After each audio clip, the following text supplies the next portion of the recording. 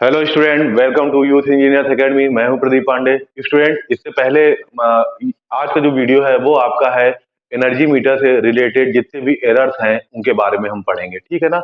हाँ, इससे पहले की जो वीडियो है उसमें हमने देखा था कि एनर्जी मीटर वर्क कैसे करता है, फिर एनर्जी मीटर में क्या क्या पार्ट्स यूज होते हैं, एनर्जी मीटर के अंदर कौन कौन से सिस्टम वर्क करते हैं। जैसे आपने देखा था ड्राइविंग सिस्टम हो गया था, फिर रोटेटिंग सिस्टम था, फिर ब्रेकिंग सिस्टम था, फिर आपने देखा था रिकॉर्डिंग मैकेनिज्म था, ठीक है ना। इतने सिस्टम जानने के बाद हमने ये सारी इसकी वर्किंग प्रॉपरली हमने पढ़ लिया था। अब बात करते हैं कि एनर्जी मीटर में कितने एरर आते हैं, पहली बात। दूसरी बात कि उनका क्या निदान है या उनको कैसे हम कंपनसेट कर सकते हैं, उन एरर की भरपाई कैसे किया जाए, ठीक है। तो आज की वीडियो में हम यही जानेंगे। चलिए वीडियो स्टार्ट करते हैं। स्टूडेंट देखिए, एरर, किसी भी इंस्ट्रूमेंट में एरर होता क्या है। तो एरर आपका अगर बात करें तो एरर को हम कहेंगे स्मॉल ई से रिप्रेजेंट करते हैं, या कह लीजिए एरर किसी भी इंस्ट्रूमेंट, मेजरिंग इंस्ट्रूमेंट का वो होता है measured value value minus true value. कहने का मतलब अगर हम एनर्जी मीटर की बात करें तो एरर एनर्जी मीटर का होगा। एनर्जी मीटर ने जो एनर्जी को मीजर किया, यानी कि एनर्जी मीटर क्या शो कर रहा है कि एनर्जी कितनी कंज्यूम हुई, उसे कहेंगे हम ईएम माइनस। अब एक्चुअल में लोड कितनी एनर्जी कंज्यूम किया उसे कहेंगे हम ट्रू एनर्जी ईटी। इन्हीं का जो डिफरेंस होगा वही आपका एरर कहलाता है। हाँ, परसेंटेज एरर की बात करेंगे तो परसेंटेज एरर आपका हो जाएगा measured value minus true value upon true value into 100, ठीक है ना। तो ये किसी भी मेजरिंग इंस्ट्रूमेंट में एरर का यही फॉर्मूला होता है। मेजर्ड वैल्यू वो वैल्यू होगी जो कि मीटर शो करेगा। ट्रू वैल्यू वो वैल्यू होती है कि जो वास्तव में लोड इतना एनर्जी को कंज्यूम करेगा, ठीक है ना। तो देखिए, अब बात करते हैं एरर आपको पॉजिटिव भी हो सकते हैं, एरर आपके निगेटिव हो सकते हैं। जैसे केस फर्स्ट में अगर मान लीजिए मेजर्ड वैल्यू, एनर्जी मीटर ने जो एनर्जी दिखाया कि लोड इतनी एनर्जी को कंज्यूम कर रहा है, ठीक है, और वो एनर्जी ज्यादा हुई उस एनर्जी से जो वास्तव में लोड कंज्यूम कर रहा है, ठीक है। तो अगर मेजर्ड वैल्यू ट्रू वैल्यू से ज्यादा होगी तो उस केस में जो आपका एरर आएगा, एरर कैसा आएगा स्टूडेंट? पॉजिटिव आएगा, पॉजिटिव एरर, ठीक है। और एरर निगेटिव भी हो सकते हैं। एरर कब निगेटिव होंगे? जब, देखिए, एरर निगेटिव कब होंगे? अगर मान लीजिए मेजर्ड वैल्यू ट्रू वैल्यू से कम है तो हम कह सकते हैं कि एरर जो होगा वो क्या होगा? निगेटिव, ठीक है। हाँ, ये तो बात हमने एरर की जान ली, ये जनरल एरर का फॉर्मूला है किसी भी मेजरिंग इंस्ट्रूमेंट के लिए, ठीक है ना। तो अब हम जानेंगे कि ये कैसे पॉजिटिव कैसे निगेटिव, ये सारी चीजें जानेंगे कि मेजर्ड वैल्यू कब कम हो जाएगी या ट्रू वैल्यू कब ज्यादा हो जाएगी, ये सारी बातें करते हैं। चलिए, तो ये एरर का हो गया सिस्टम। अब चलिए,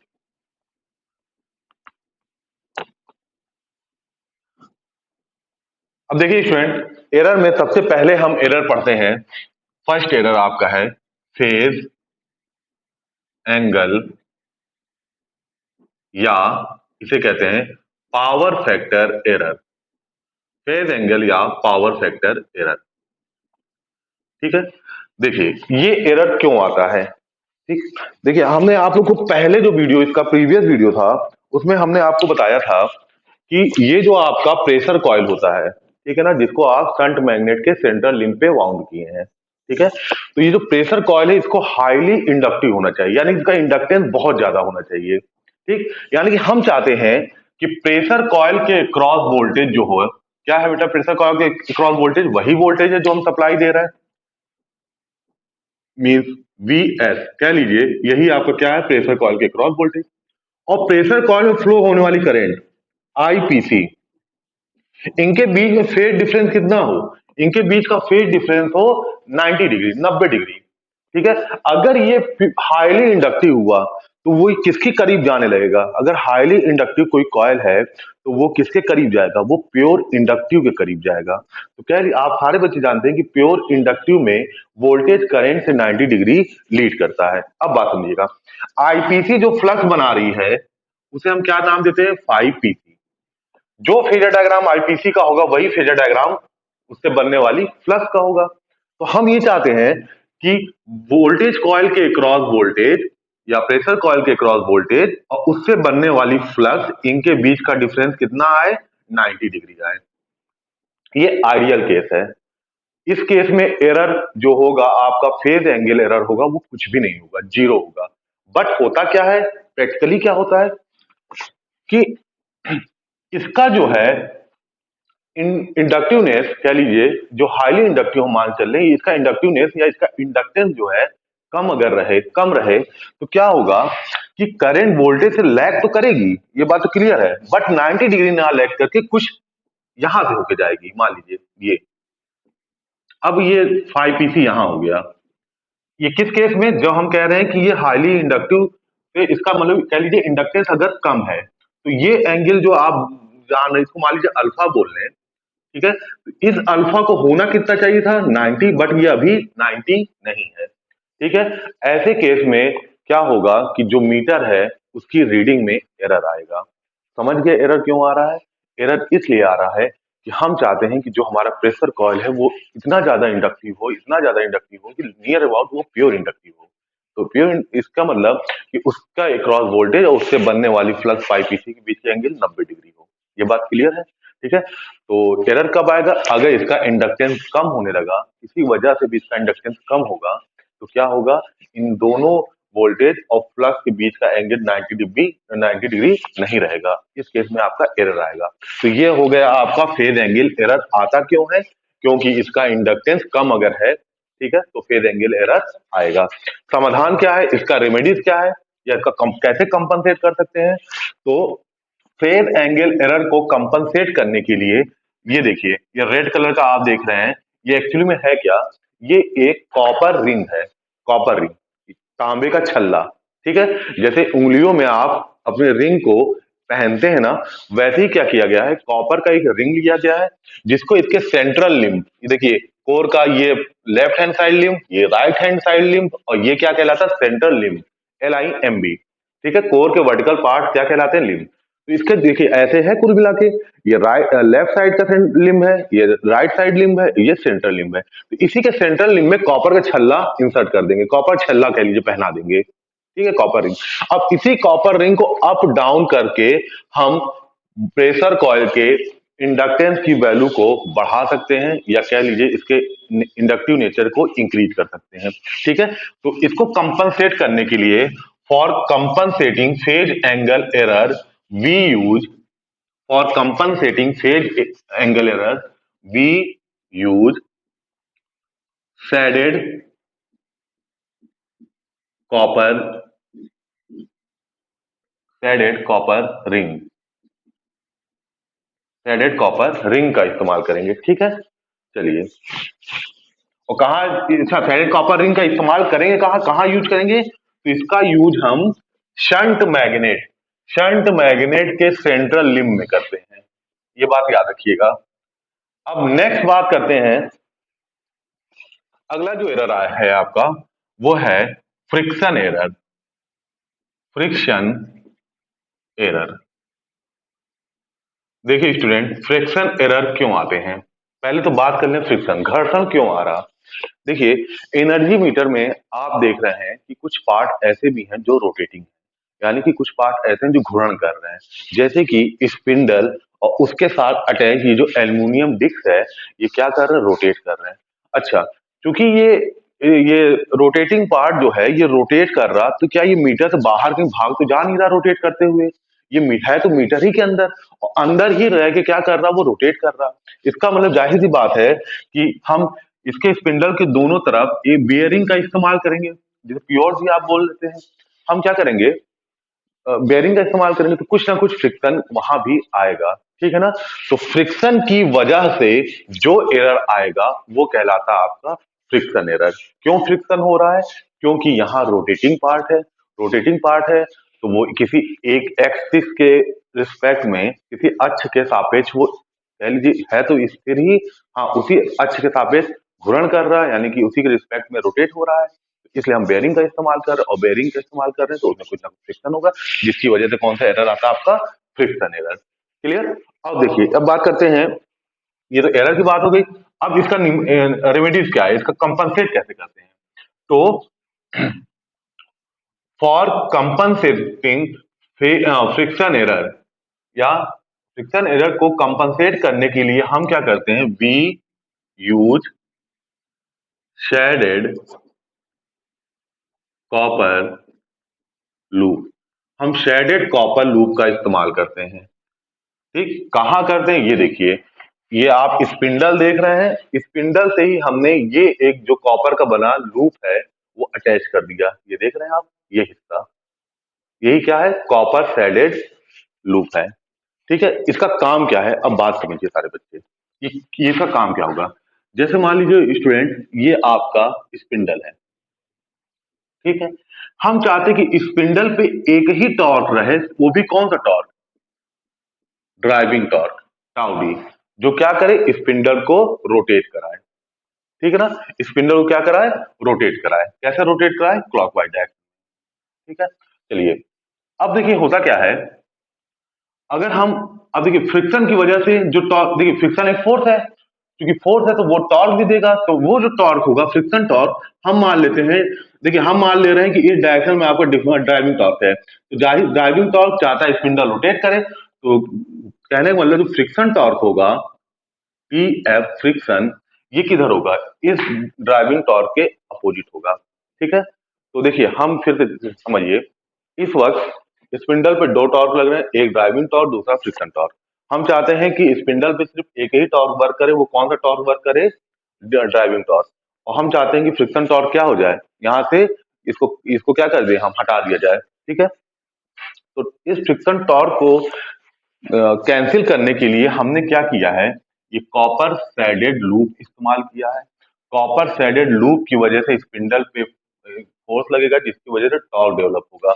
वो जो टॉर्क है वो इस फ्रिक्शन टॉर्क के जस्ट अपोजिट होगा, किसकी वजह से, जो आप कॉपर लूप इस्तेमाल कर रहे हैं उसकी वजह से जो टॉर्क आएगा वो जस्ट क्या कहते हैं, फ्रिक्शन टॉर्क के जस्ट अपोजिट होगा। और बात समझिएगा, जितना आपका फ्रिक्शन टॉर्क होगा, हम बात कर रहे हैं एट स्टार्टिंग की। देखिए स्टूडेंट सारे बच्चे, आप लोग फ्रिक्शन पढ़े होंगे तो ये सारे बच्चों को पता होगा, फ्रिक्शन दो टाइप के होते हैं, स्टैटिक और डायनेमिक। स्टैटिक फ्रिक्शन वो होता है जब तक ऑब्जेक्ट आपका मूव या रोटेट नहीं कर रहा है। ठीक है, जब ऑब्जेक्ट मूव या रोटेट करने लगता है उस समय जो फ्रिक्शन आता है उसे हम डायनेमिक फ्रिक्शन कहते हैं। और हमको ये भी पता है कि डायनेमिक फ्रिक्शन की वैल्यू कम होती है स्टैटिक फ्रिक्शन से। बात समझिए, देखिए क्या है, ये स्टार्टिंग के समय हम चाहते हैं सिर्फ क्या वर्क करे, टाउडी, लेकिन क्या वर्क कर रहा है, टाउडी भी इधर जा घुमाना चाह रहा है और ये फ्रिक्शन टॉर्क इसको दूसरी डायरेक्शन में रोटेट कराना चाह रहा है। तो हम चाहते हैं कि स्टार्टिंग के समय कुछ ऐसा टॉर्क आ जाए, कह लीजिए कि कॉपर लूप से जो टॉर्क आया वो जस्ट अपोजिट हो जाए, किसके, फ्रिक्शन टॉर्क के। पहली चीज इनकी वैल्यू एग्जैक्ट इक्वल हो, और दूसरी चीज इनकी डायरेक्शन एक दूसरे के क्या अपोजिट हो। देखिए स्टूडेंट, अगर इनकी वैल्यू इक्वल है और ये एक दूसरे के अपोजिट इनकी टॉर्क की डायरेक्शन है, तो जाहिर सी बात है ये दोनों टॉर्क एक दूसरे को क्या करेंगे, कैंसिल कर देंगे, और फाइनली आपके स्पिंडल पे कौन सा टॉर्क वर्क करेगा, ड्राइविंग टॉर्क। क्लियर, तो हम क्या करेंगे, फिर से सुनिएगा, हमने क्या यूज किया, we use shaded copper link, copper loop. ठीक है, लूप की वजह से ही कौन सा टॉर्क आएगा, ये वाला टॉर्क, और ये जस्ट किसके बराबर होगा, फ्रिक्शन टॉर्क के, और अपोजिट होगा, जिससे कि ये इसको कैंसिल कर देगा। ठीक है, इस तरह से हम फ्रिक्शन एरर को क्या करते हैं, कंपनसेट करते हैं, या उसका निदान करते हैं। क्लियर, चलिए ध्यान रखिएगा, यहाँ पास इस वक्त जो ये फ्रिक्शन है वो स्टैटिक फ्रिक्शन है। ठीक है, चलिए अब बात आगे करते हैं। यहीं से आपका एक और एरर आएगा, और वो एरर है जो सबसे इंपॉर्टेंट आप लोग में कई बार जेई के एग्जाम में आता है, एनर्जी मीटर का क्रीपिंग एरर, या एनर्जी मीटर में क्रीपिंग क्या होता है। पहले बात समझेंगे क्रीपिंग होता क्या है। ठीक है, देखिए अभी आप देख रहे हैं कि एनर्जी मीटर से क्या कनेक्ट है, सप्लाई भी कनेक्ट है, और एनर्जी मीटर से लोड भी कनेक्ट है। सप्लाई कनेक्ट है, इसलिए प्रेशर कॉइल में करंट फ्लो हो रही है, आईपीसी, और लोड कनेक्ट है, इसलिए करंट कॉइल में कौन सी करंट फ्लो हो रही है, आईएल, लोड करंट। अब मान लीजिए वो केस, वो स्थिति जब हमने लोड को हटा दिया।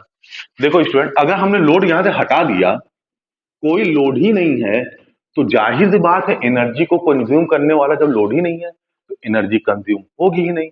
इसका मतलब ये जो एनर्जी मीटर है यहाँ पास इस केस में वहीं पास स्टॉप हो जाना चाहिए। स्टॉप का मतलब ये जो एल्यूमिनियम की डिस्क रोटेट कर रही थी इसका रोटेशन तुरंत स्टॉप हो जाना चाहिए, ठीक है, और इसकी रीडिंग भी यहाँ स्टॉप हो जानी चाहिए क्योंकि लोड है ही नहीं। जब लोड नहीं है तो एनर्जी कहाँ से कंज्यूम होगी, और एनर्जी मीटर यही तो दिखाता है कि कितनी एनर्जी कंज्यूम हो रही है, ठीक है। अब देखिए तो समझिए बात, सप्लाई अभी भी मीटर से कनेक्ट है लेकिन लोड को डिस्कनेक्ट कर दिए। जब लोड डिस्कनेक्ट कर दिए तो करंट कॉइल में फ्लो होने वाली करंट आईएल की वैल्यू क्या हो जाएगी, जीरो, कोई लोड ही नहीं है। लेकिन प्रेशर कॉइल में आईपीसी फ्लो होती रहेगी किस वजह से, सप्लाई वोल्टेज की वजह से। ये बात समझे, ठीक है। तो सप्लाई वोल्टेज की वजह से ये क्या कहते हैं, फ्लो होती रहेगी। अब बात सुनिएगा, आईपीसी तो 5पीसी बना देगा, ये तो फ्लक्स एक आएगी प्रेशर कॉइल की वजह से, लेकिन करंट कॉइल की वजह से जो फ्लक्स आई थी 5सीसी, इसकी वैल्यू क्या हो जाएगी, जीरो, क्योंकि आईसीसी जब करंट कॉइल में करंट जीरो हो गई तो उससे बनने वाली फ्लक्स भी जीरो हो जाएगी। तो कहने का मतलब बेटा क्या है कि ड्राइविंग टॉर्क टाउ डी जो प्रोपोर्शनल होता है 5पीसी और 5सीसी, तो चूंकि 5सीसी जीरो हो चुका है तो ड्राइविंग टॉर्क इस केस में क्या हो जाएगा, जीरो, जब लोड नहीं होगा तब। तो ड्राइविंग टॉर्क नहीं होगा तो क्या होना चाहिए कि ये एल्युमिनियम डिस्क को क्या करना चाहिए, स्टॉप हो जाना चाहिए। बट एक्चुअली में क्या होता है, एल्युमिनियम का जो डिस्क है वो बहुत स्लो स्पीड से धीरे धीरे रोटेट कॉन्टिन्यूअस करता रहता है, ठीक है। तो क्रीपिंग क्या हुआ, लोड हटाने के बाद और सप्लाई अगर दे रहे हैं, मीटर को सप्लाई दे रहे हैं लेकिन लोड हटा देंगे, उसके बावजूद भी एल्युमिनियम डिस्क स्लो स्पीड से घूमता रहता है।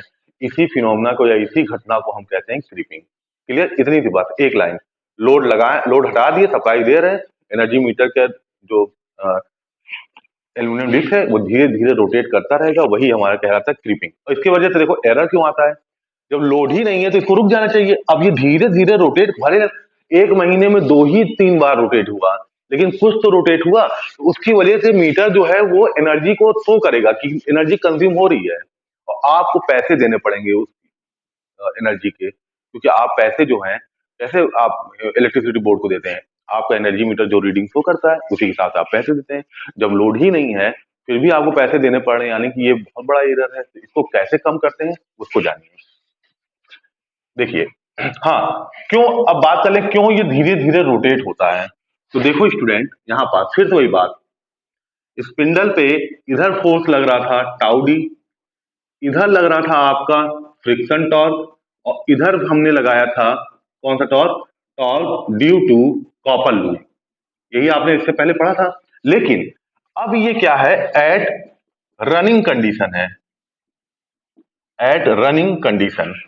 ये अभी स्पिंडल क्या हो रहा था, रोटेट हो रहा है, आपने लोड हटा दिया, लोड हटा देंगे, टाउ डी तो जीरो हो गया, ठीक, लेकिन टाउ एफ और टाउ सीसी, यानी टाउ सीसी जो टाउ लूप, यानी कि लूप की वजह से जो आपका टॉर्क आया, और फ्रिक्शन टॉर्क, ये दोनों को हम बराबर कह रहे थे ना, लेकिन वो किस केस में था, वो जब स्पिंडल रुका हुआ है उस समय वहां जो फ्रिक्शन था, फ्रिक्शन वो स्टैटिक फ्रिक्शन था, लेकिन इस वक्त का फ्रिक्शन कौन सा है, डायनेमिक।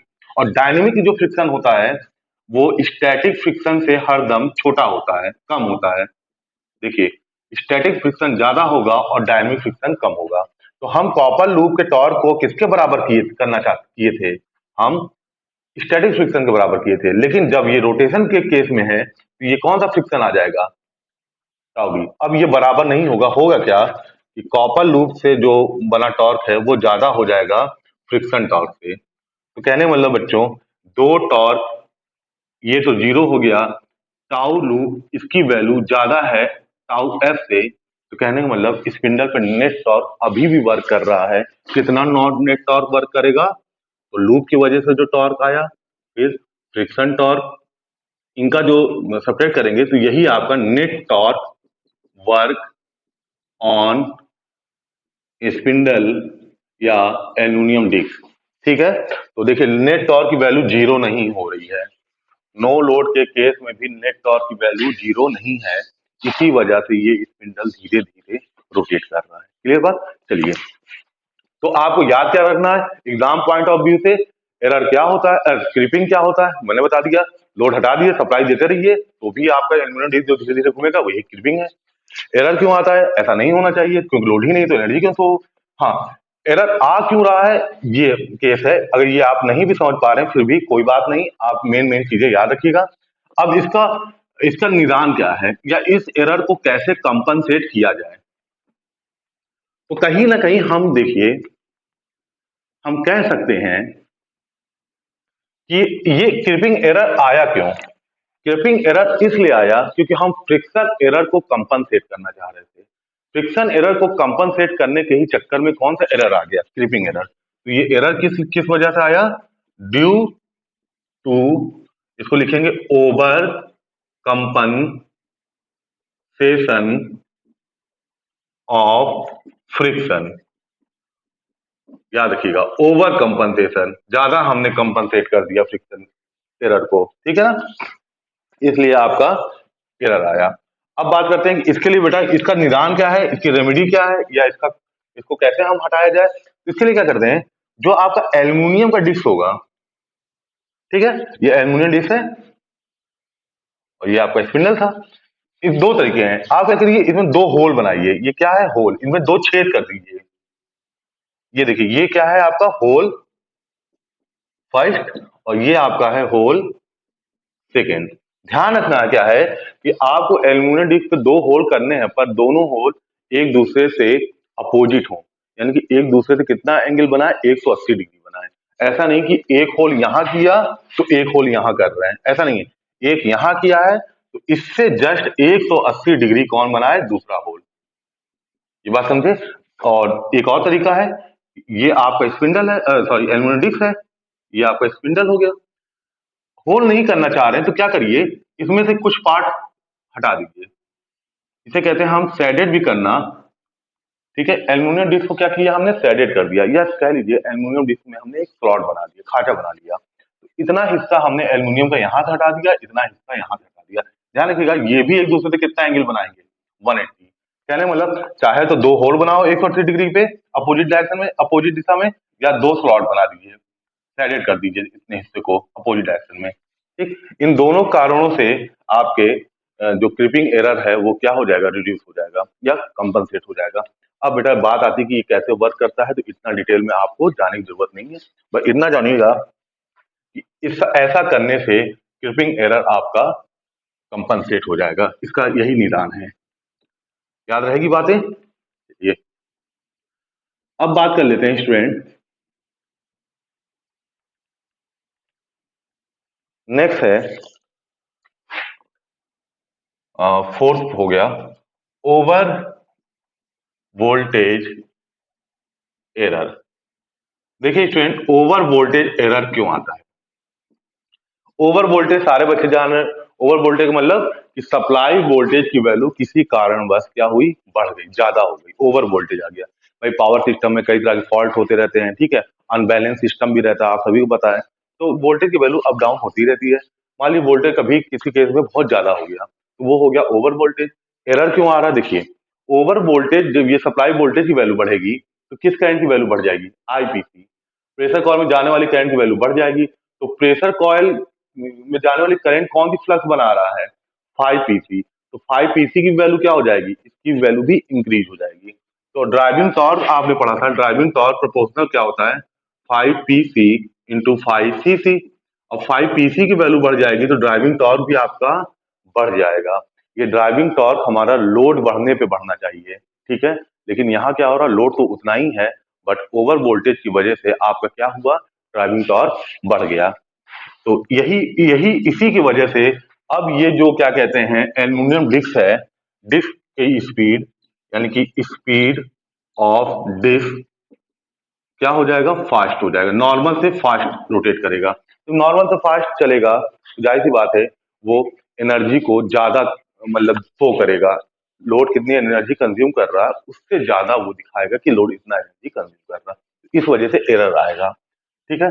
याद रखिएगा, डिस्क अगर नॉर्मल स्पीड से रोटेट हो रहा है तो एरर आपका इस केस में नहीं आएगा, लेकिन डिस्क अगर आपका नॉर्मल स्पीड से तेज रोटेट कर रहा है तो भी एरर आएगा, नॉर्मल स्पीड से कम रोटेट कर रहा है तो भी एरर आएगा। तो ये बात तो समझ गए, ओवर वोल्टेज एरर किस वजह से, 5 pC, यानी कि एल्युमिनियम डिस्क तक पहुंचने वाला ये जो 5 pC फ्लक्स है, इसका मान बढ़ने से आपका ओवर वोल्टेज एरर आ रहा। अब देखो इसको कंपनसेट करने का तरीका देखिए क्या है। कंपनसेट करने का तरीका क्या है कि ये आपका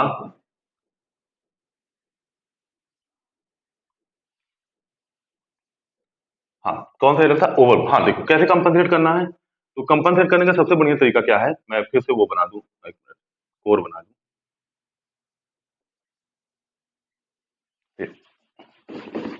चलिए जल्दी से कोर बना लेते हैं।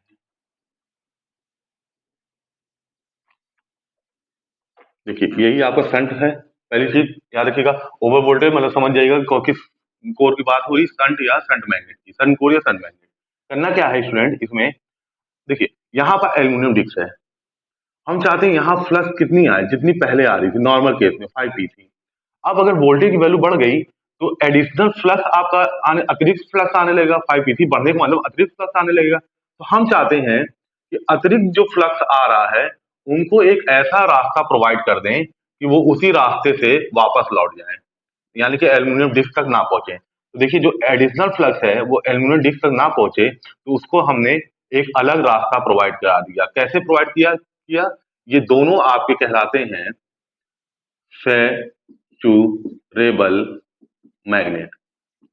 हमने क्या किया स्टूडेंट ध्यान दीजिएगा, फिर से क्वेश्चन पूछा जाता है, ओवर वोल्टेज एरर को कंपनसेट करने के लिए शंट मैग्नेट के दोनों लिंब, कहने का मतलब लेफ्ट हैंड साइड लिंब और सेंट्रल लिंब के बीच में एक सेचुरेबल मैग्नेट रखेंगे, और सेंट्रल लिंब और लेफ्ट साइड लिंब के बीच में भी एक सेचुरेबल मैग्नेट रखेंगे।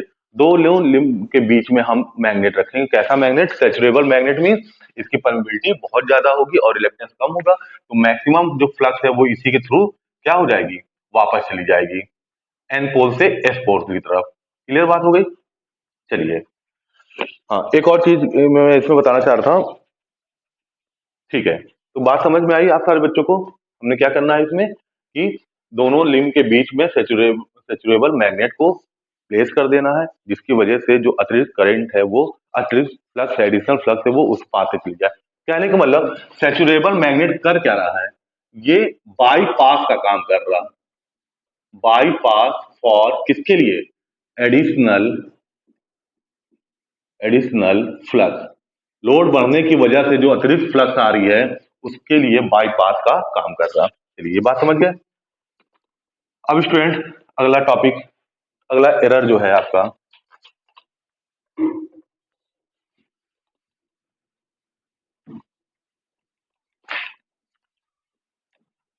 देखिए अगला एरर भी कोई सेम ऐसा ही है, अगर हम करें उसको ओवरलोड एरर। देखिए ओवरलोड एरर का मतलब समझिए, अभी तो सप्लाई वोल्टेज की वैल्यू बढ़ रही थी तो ओवर वोल्टेज हो गया।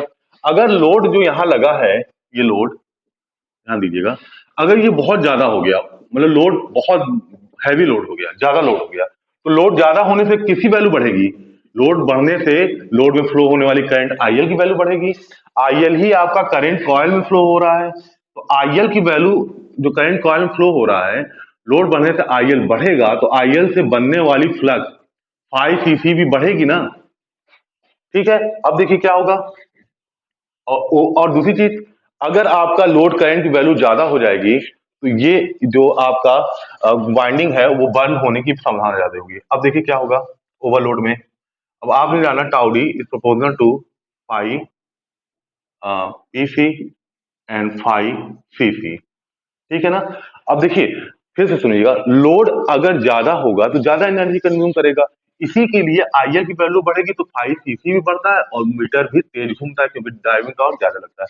लेकिन लोड बहुत ज्यादा हो गया, उस केस में करंट की वैल्यू या किसी और फॉल्ट की वजह से अगर करंट कॉइल में करंट की वैल्यू बढ़ जा रही है किसी भी वजह से, तो फ्लक्स 5 cc बढ़ जाएगा, जिससे कि ड्राइविंग टॉर्क आपका ज्यादा हो जाएगा और मीटर आपका एरर शो करने लगेगा। तो उस केस में क्या करना है, ओवरलोड या ओवर करंट एरर भी बोल सकते हैं, ओवर वोल्टेज ओवर करंट, ठीक है। तो ओवर करंट एरर में 5 cc की वैल्यू ज्यादा हो जाने से एरर आने लगेगा। तो देखिए इसको क्या करना है, इसमें क्या करेंगे, जो आपका सीरीज मैग्नेट है, सीरीज मैग्नेट, क्या करिए स्टूडेंट, इनके बीच में एक सैचुरेबल, यहां भी क्या लगा दीजिए, दोनों लिम्ब के बीच में, यानी कि इसका दो ही लिम्ब है, लेफ्ट साइड राइट साइड दोनों लिम्ब के बीच में एक क्या करिए, सैचुरेबल मैग्नेट प्लेस कर दीजिए। प्लेस कर देंगे, प्लेस कर देंगे तो हो गया क्या, जो एडिशनल फ्लक्स है जो एन पोल से निकलेगी वो क्या होगा, इसी क्या कहते हैं सेचुरेबल मैग्नेट के थ्रू वापस लौट जाएगी साउथ पोल में, और एल्यूमिनियम डिस्क अगर यहाँ है तो वहां तक वो एडिशनल फ्लक्स पहुंचेगी नहीं। यानी कि यहाँ भी ये किसका काम कर रहा है, बाई पास का काम कर रहा, किसके लिए, फॉर एडिशनल फ्लक्स।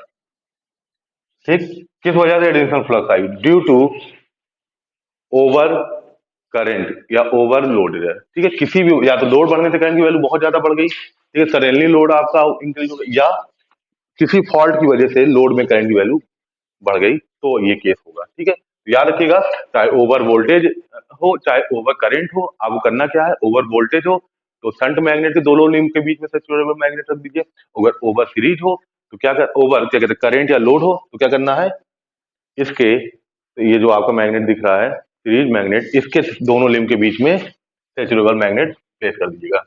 चलिए स्टूडेंट, ये तो कहानी हो गई आपके, हमने 5 प्रकार के एरर पढ़ लिए। अब लास्ट जो एरर है वो है आपका, ये आखिरी एरर है, वो है स्पीड एरर।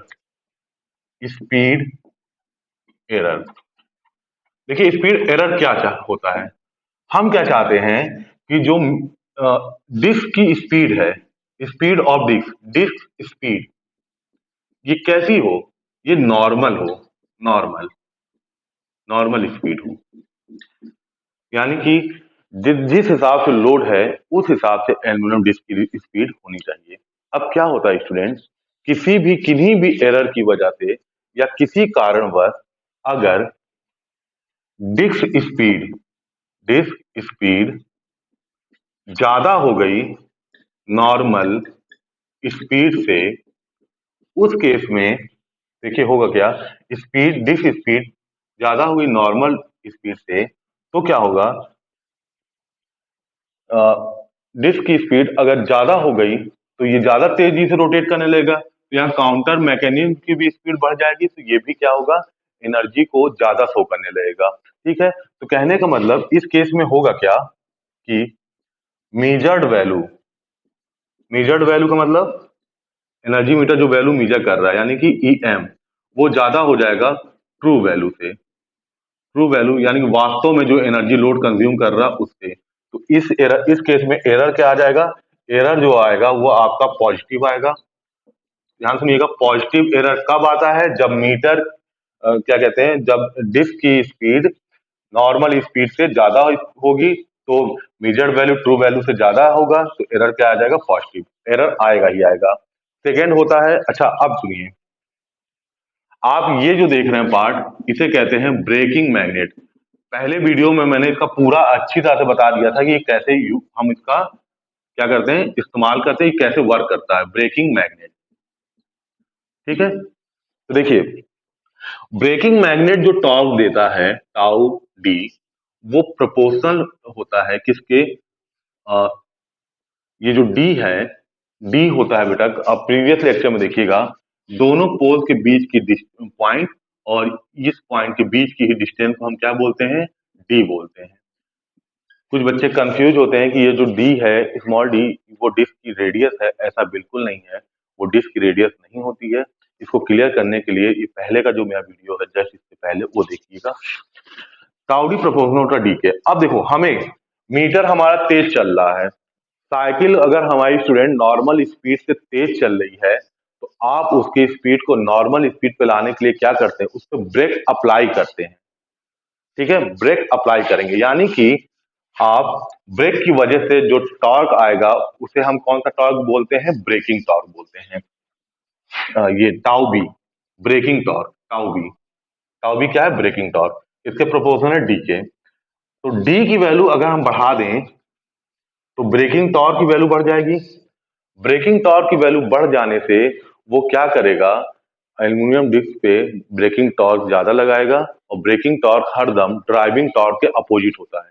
तो ब्रेकिंग टॉर्क बढ़ेगा तो इससे इस मीटर की एल्यूमिनियम डिस्क की स्पीड डिक्रीज होगी और वो नॉर्मल स्पीड पे आएगा। क्लियर? तो स्पीड एरर को कंपनसेट करने के लिए पहला हम क्या यूज करते हैं? ब्रेकिंग मैग्नेट का यूज करेंगे।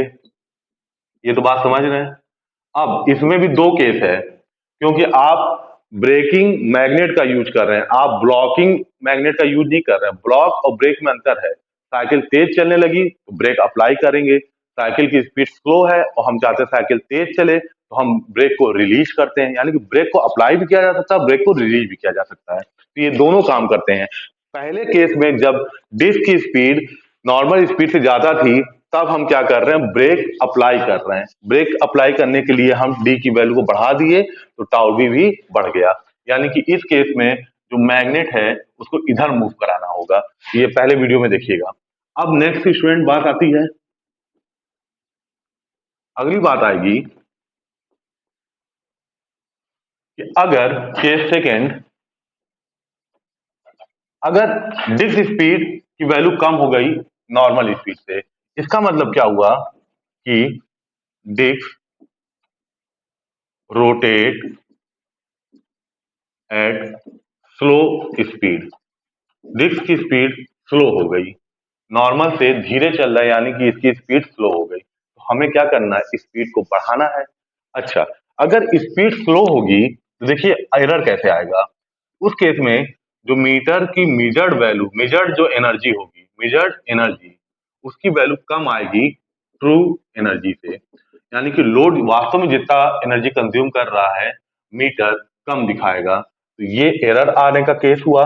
तो अब एरर क्या आएगा? आप सारे बच्चे जानते हैं, measured value minus true value. तो ये एरर ट्रू वैल्यू ज्यादा है, मेजर्ड कम है, तो एरर कैसा आ जाएगा? एरर आपका इस केस में आएगा निगेटिव। तो ध्यान रखिएगा, निगेटिव एरर कब आएगा?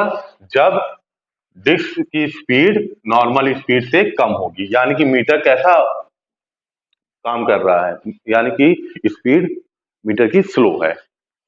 अब इसको इसको देखिए क्या करना है, इसको दूर करने के लिए क्या किया जाए? तो हम ब्रेकिंग मैग्नेट का ही इस्तेमाल इसमें भी करेंगे, लेकिन अब ब्रेक अप्लाई करने की जगह ब्रेक को रिलीज करेंगे। ठीक है ना? यानी कि स्पीड बढ़ाएंगे। तो अब टाउ बी जो ब्रेकिंग टॉर्क है उसको डिक्रीज करने के लिए क्या करना है? डी की वैल्यू को डिक्रीज करना है। यानी कि मैग्नेट को हम इधर शिफ्ट करेंगे उस डायरेक्शन में। डी डिक्रीज होगा तो टाउ भी डिक्रीज होगा, टाउ भी डिक्रीज होगा तो हमें सबको पता है कि ब्रेकिंग टॉर्क इनवर्स प्रोपोर्शनल होता है स्पीड के, एन के। तो अगर ब्रेकिंग टॉर्क डिक्रीज होगा तो स्पीड इसकी मीटर की बढ़ जाएगी। ठीक है ना?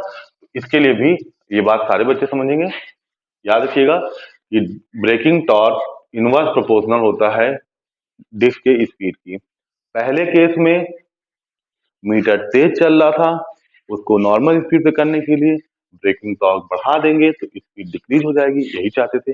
दूसरे केस में मीटर स्लो वर्क कर रहा, स्लो रोटेट कर रहा है, तो मीटर की स्पीड को हमें बढ़ाना है। तो स्पीड बढ़ाने के लिए क्या करना है हमें? ये जो ब्रेकिंग टॉर्क है उसकी वैल्यू डिक्रीज कर दीजिए, स्पीड आपकी बढ़ जाएगी। ठीक है ना? तो स्टूडेंट इतनी बातें हो गई आपके एरर से, एरर के समाधान या त्रुटि और उसके निदान की। ठीक है? इसका नेक्स्ट जो वीडियो होगा वो सिर्फ और सिर्फ एनर्जी मीटर पे पूछे गए न्यूमेरिकल क्वेश्चन पे होगा, आंकिक सवालों पे। ठीक है? तो आप पढ़ते रहिए ऐसे ही। Thank you.